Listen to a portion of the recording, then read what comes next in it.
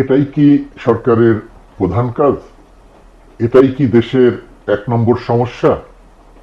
সরকারের কি আর কিছু করার নাই? সামাজিক যোগাযোগ মাধ্যমে এরকম প্রশ্ন প্রায় সবার মুখে।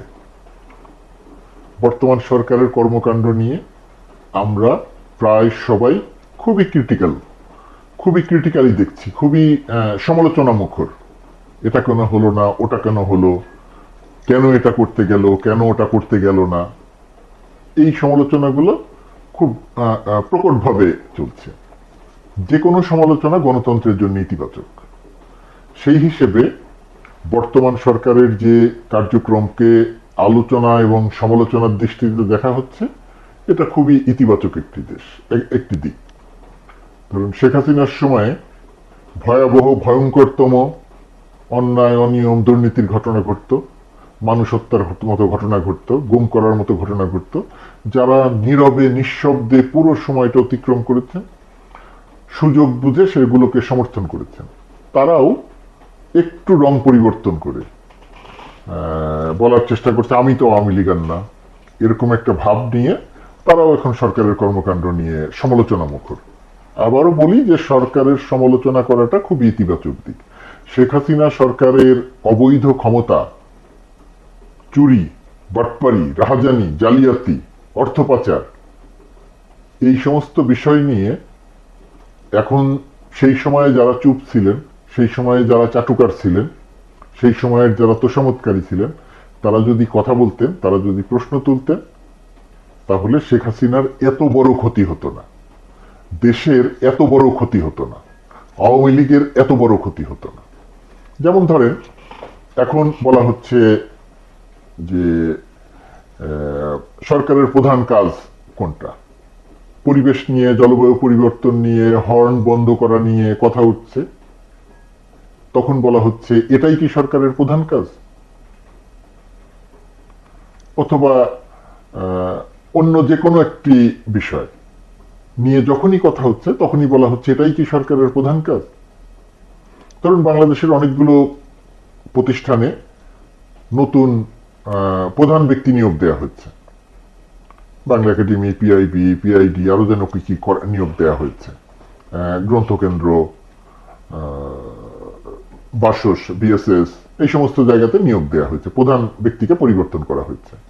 এটা নিয়ে অনেকে প্রশ্ন তুলছেন, এটা কি সরকারের কাজের প্রায়োরিটির মধ্যে পড়ে? এগুলো পরিবর্তন করলেই কি, না করলেই কি? এই যে এইটার থেকে একটা কমন প্রশ্ন দাঁড়িয়েছে, আমি বিস্তারিত ব্যাখ্যা করি না, কমন প্রশ্ন দাঁড়িয়েছে যে এটাই কি সরকারের প্রধান কাজ, আর কিছু কি করার নাই? এখন আর কিছু কি করার নাই সেটা একটি ব্যাপার, আর সরকারের প্রধান কাজ কি কাজ নয় এটি আরেকটি ব্যাপার। প্রথমত কথা, যে কাজগুলো করা হচ্ছে এই কাজগুলো সরকারকে করতে হবে, এটাকে অস্বীকার করে চাপা দিয়ে রাখার কোনো সুযোগ নেই। কাজগুলো সরকারকে করতে হবে, যার যার মন্ত্রণালয় অনুযায়ী সবাইকে তার মতো করে কাজ করতে হবে। যিনি স্বাস্থ্য নিয়ে কাজ করতেন তাকে স্বাস্থ্য নিয়ে কাজ করতে হবে, যিনি পরিবেশ নিয়ে কাজ করতেন তাকে পরিবেশ নিয়ে কাজ করতে হবে, যিনি শিল্প নিয়ে কাজ করছেন তাকে শিল্প নিয়ে কাজ করতে হবে, যিনি আইন নিয়ে কাজ করছেন তাকে আইন নিয়ে কাজ করতে হবে, যিনি তথ্য নিয়ে কাজ করছেন তাকে সেই তথ্য মন্ত্রণালয়ের জায়গাতে কাজ করতে হবে। অর্থাৎ সবগুলো কাজ চলমান থাকতে হবে। একই সঙ্গে সরকারের প্রধান কাজ যেটা, সেই জায়গাটাতেও দৃষ্টি দিতে হবে। অর্থাৎ এখন যে কাজগুলো হচ্ছে সেই কাজগুলোর পাশাপাশি মন্ত্রণালয়ের অন্যান্য যে কাজ, আপনারা যেগুলোকে মনে করছেন বেশি গুরুত্বপূর্ণ, সেই কাজগুলোও চলমান রাখতে হবে। যেমন জিনিসপত্রের দামের যে ঊর্ধ্বগতি, এটা কমানোর দৃশ্যমান উদ্যোগ নিতে হবে। এখন পর্যন্ত মানুষ এটা বিশ্বাস করবে না যে এটার দাম কমানোর উদ্যোগ নেওয়া হচ্ছে।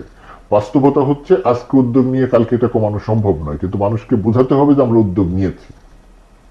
আরেকটি জায়গাতে যেমন কাজটা হয়েছে, কিন্তু সেই কাজটা তো ফলাফল পেতে আরো অনেক সময় লাগবে। যেমন টাকা পাচার বন্ধ হয়েছে, ঋণ জালিয়াতি বন্ধ হয়েছে, ডলার পাচার বন্ধ হয়েছে, এক ধরনের ডলার সংকট তুলনামূলকভাবে কম হচ্ছে, এই জায়গাগুলোতে কাজ হয়েছে।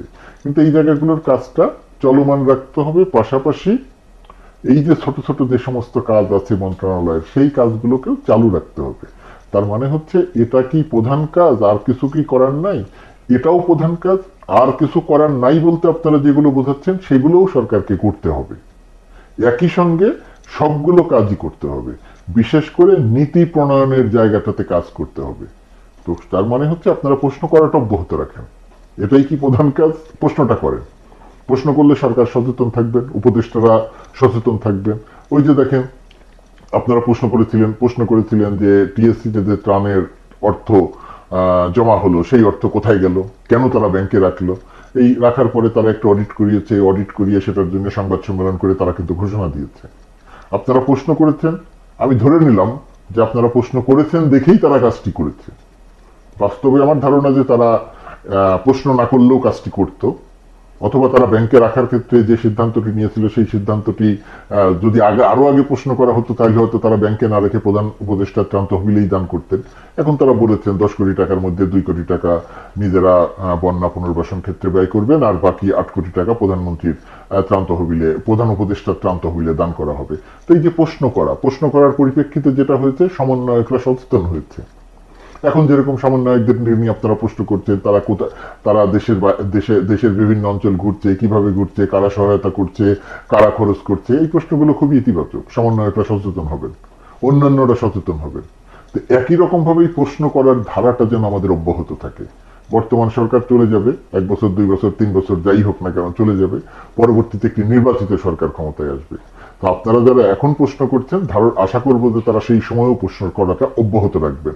শুধু গণমাধ্যমের উপরে দায়িত্ব ছেড়ে দেবেন না। সামাজিক যোগাযোগ মাধ্যমে আপনারা যারা সোচ্চার, এখন যাদের আপনাদের পরিচিতি চাটুকার এবং তোষামতকারী হিসেবে, সেই চাটুকার এবং তোষামতকারীদেরও বলে রাখি যে আপনারা এই প্রশ্ন করাটা অব্যাহত রাখবেন। আপনারা প্রশ্ন করলে আমাদের গণতন্ত্র শক্তিশালী হবে, বাংলাদেশ শক্তিশালী হবে, বাংলাদেশের জনগণ শক্তিশালী হবে, বাংলাদেশের জনগণের ভোটের অধিকার প্রতিষ্ঠা হবে যদি প্রশ্ন করেন।